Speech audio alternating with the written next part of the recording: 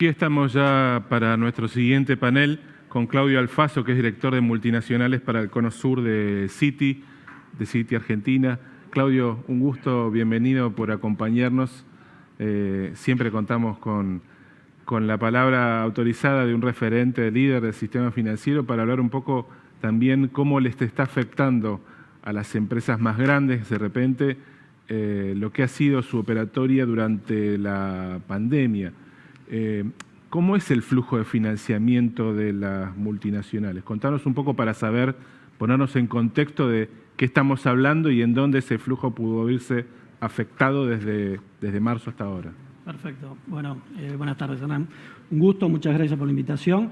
La realidad es que la pandemia afectó a todo el mundo, ¿no? O sea, hablando de lo global a lo regional y local, afectó a todo el mundo en particular, empresas, personas, individuos, gobiernos, y las multinacionales que están con presencia en muchos países en el mundo, obviamente toman los recaudos, algo inesperado, y salieron, y yendo a tu primera pregunta con respecto a la parte financiera, de cómo se financian estas compañías, salieron rápidamente al mercado, o a las pocas semanas de empezar a ver que se empezaban a cerrar los puertos, los aeropuertos, los canales de conexión, a buscar fondeo, a buscar liquidez al mercado. Esto lo vimos también en el 2008-2009, en aquella crisis, donde durante los primeros 2 meses, te diría, las multinacionales salieron a buscar esa liquidez por las dudas, por lo que llegara a pasar en el mediano plazo, que realmente nadie lo sabía y se desconocía.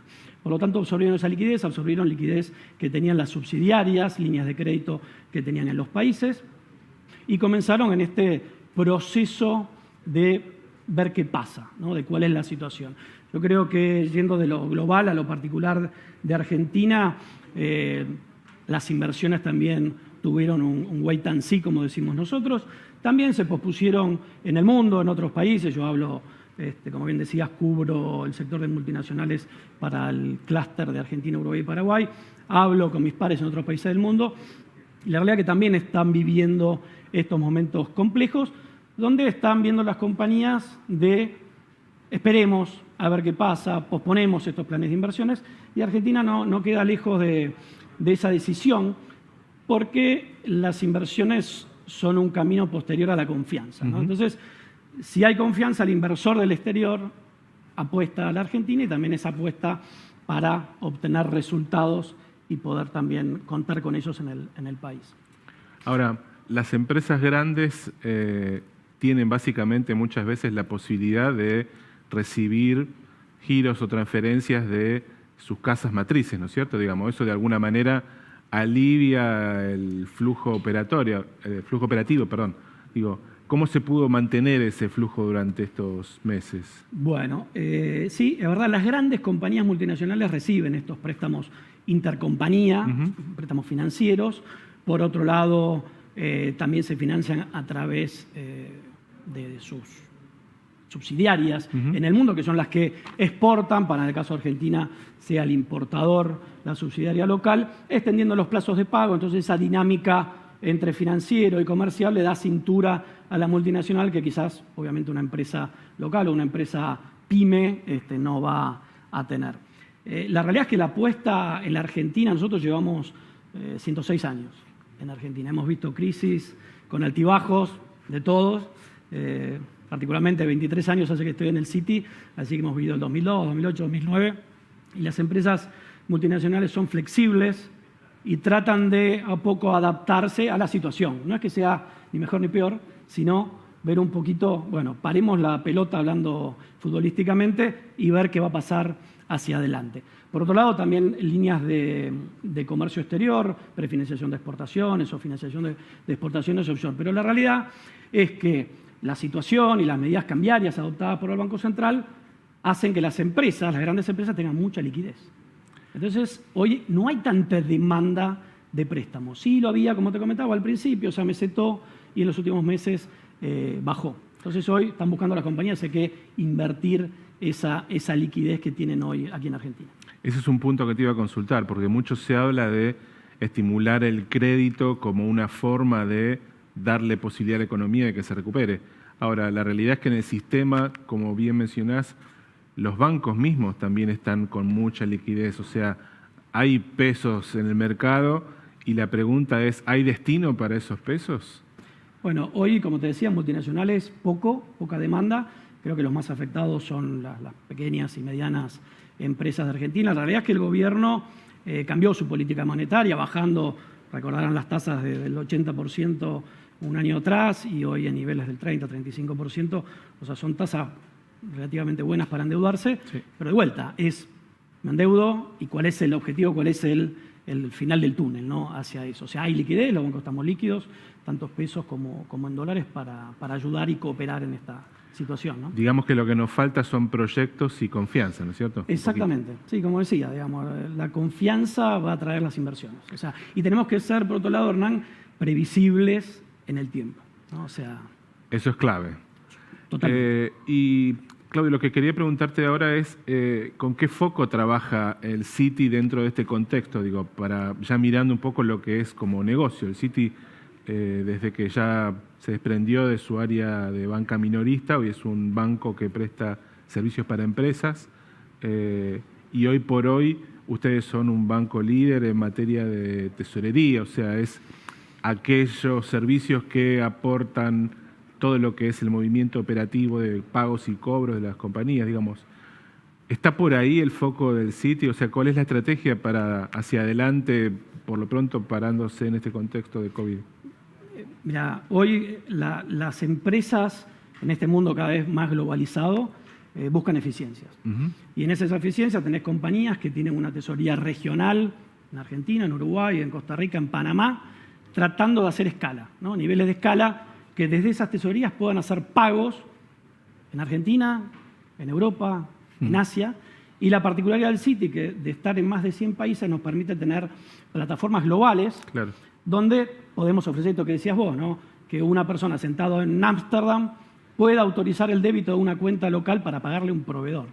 ¿Sí? Entonces, ese dinamismo que tenemos y la capilaridad que tenemos nos hace ser líderes en cobranzas, en pagos y en comercio exterior. Te decía el cambio, esta transformación, ¿no?, digital que está teniendo el banco, que empezamos mucho antes de la pandemia. Allá por 2014, nuestro chairman, Michael Corbat, decidió transformar el banco. Entonces ahí fue este proceso de salida del mercado de consumo, pero apostar ese capital al core business nuestro, al core estratégico que es la banca corporativa. Y ahí empezamos a desarrollar productos digitales, ¿sí?, para, en ese end-to-end que tienen los clientes, dónde poder entrar nosotros, en qué proceso para darle valor a los mismos. Vos decías que el Citi se propuso desarrollar productos. ¿Son productos del Citi, o sea, son plataformas globales compartidas o desarrolladas por el Citibank? O sea, es una estrategia individual. Son plataformas de Citi a nivel mundial. Citi Direct, que es la plataforma esta que te decía, que está en más de 100 países con Citi. Por otro lado, otra que hemos utilizado mucho en Argentina, que es FX Pulse, que es la plataforma para cierre de cambio, cierre de operaciones de cambio, donde en Argentina lo adaptamos por la situación actual del complejo sistema de pagos al exterior, donde tenemos un upload de esa documentación que necesitamos para que el cliente pueda hacer esa subida de la documentación, firmar en ese sistema, cerrar cambio y que directamente salga ese pago al exterior. Eso fue, la verdad, te diría, el gran foco que tuvimos en los últimos años. En marzo de este año, el 80% de las transacciones iban por este canal, FX Pulse. Hoy va el 98%, Hernán. O sea, el 98% de las transacciones de comercio exterior corporativo del banco va por ese canal y 2% de forma presencial en nuestros mostradores de nuestras 10 sucursales en Argentina. O sea que prácticamente, como decías vos, una operación hoy se puede cerrar, bueno, justo en el contexto de pandemia, o sea, con el responsable de comercio exterior, no sé, en Mendoza, con la empresa proveedora en cualquier punto del país y simplemente conectados por el sistema. Exactamente, y no necesariamente una PC, directamente con el Mobile Access, podés hacerlo sin problema en cualquier lugar. Y vos ves que las empresas están un poquito también metiéndose en esta dinámica, o sea, más allá del Citi, que tiene una plataforma global y eso le permite, por decirlo así, dar servicios innovadores. ¿Cómo ves, como, bueno, con tus clientes, digamos, se están metiendo en esa dinámica de tratar de digitalizar y de sumarse a ese tipo de servicios como los que ofrecen ustedes? Sí, no todos, pero creo que es una buena pregunta, donde aquellas empresas que no digitalicen sus procesos o parte de sus procesos van a quedar en la cola. Entonces, ahí nosotros también hicimos una inversión muy grande a través de las APIs, estas conectividades que hacemos con las empresas fintech, que son uno de nuestros core hoy, apoyar las empresas fintech que tenemos en Argentina, en Brasil, en Colombia, en México, en Estados Unidos, porque todo va a pasar por esos canales. Entonces, cuando vos vas a una estación de servicio y pagás con el código QR, atrás está Citi, claro, con el motor, ¿no?, de estos sistemas que tenemos nosotros, y nos asociamos y vemos dónde entramos en ese proceso de la ficha, dónde te ayudo. Entonces, creo que las compañías están entendiendo eso porque empezaron a vender por estos canales y creo que es a dónde va, digamos, dónde va el mercado. ¿Vos creés, Claudio, que, digamos, estamos hablando también de que hay como un proceso, vos lo llamaste un proceso de escala, ¿no es cierto?, donde de alguna manera las empresas multinacionales, que son las que vos tenés como interlocutor, están buscando a nivel regional cómo encontrar eficiencia, o sea, encontrar nichos de eficiencia que les permitan ir generando una reducción de costos. Ahora, te pregunto para vos y para lo que es el Citi dentro del sistema, digamos, esa búsqueda también, o sea, el Citi también está haciendo esa misma búsqueda.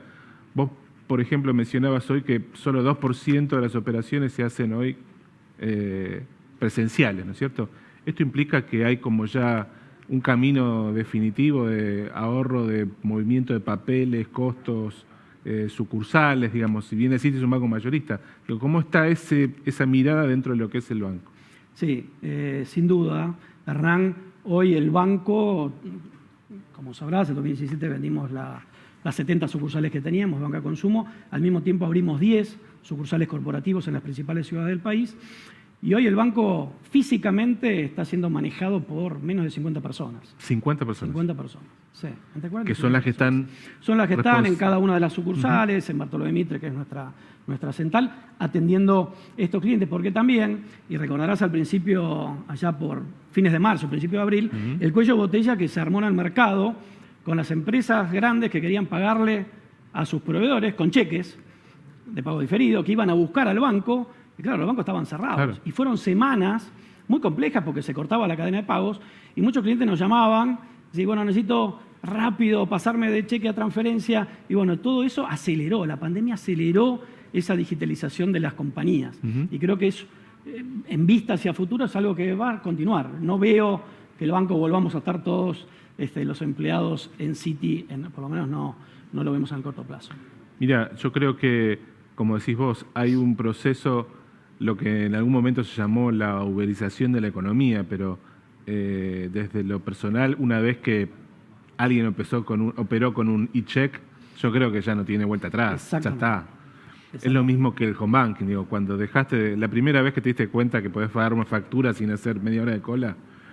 Ahora, ¿ahí crees que las condiciones de la Argentina todavía pueden hacer que ese proceso, la velocidad que tiene este proceso, se sostenga? ¿O todavía para las empresas más chicas va a haber que ayudarlas, digamos? ¿El Citi tiene alguna política también para las medianas y más chicas en términos de cómo hacer para que se sumen como clientes? Yo creo que tenemos un pequeño sector de pequeña y mediana empresa.